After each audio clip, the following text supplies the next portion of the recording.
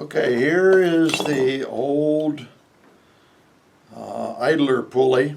As you can see, it was pretty well damaged. This bearing had come out, and the idler pulley obviously is no good.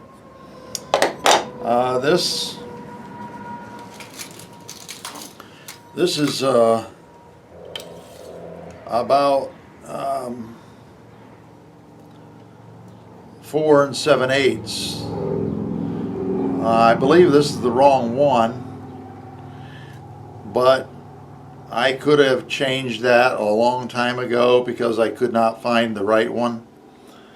I also found a brand new pulley, this one here, and it needs this original bushing. There's a bushing right here that fits on that into this bearing.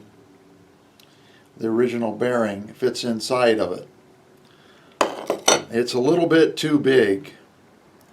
So what I'm going to try to do is put it onto this bolt and then turn it down with a file. So we'll try that.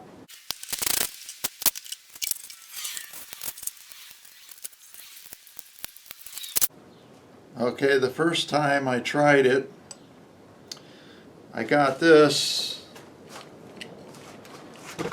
right here to be, the OD is about 635 thousandths. Up here it's about 640 thousandths, and down here toward the end of it it's about 640 thousandths.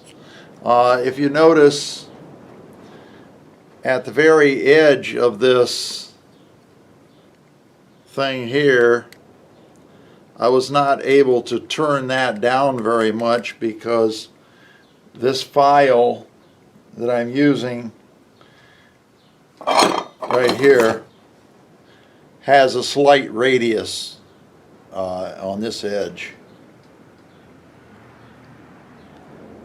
and so I'm not able to get the last maybe 1/16 of an inch right here toward the edge here, because this shoulder is perfectly square, but the file has a radius.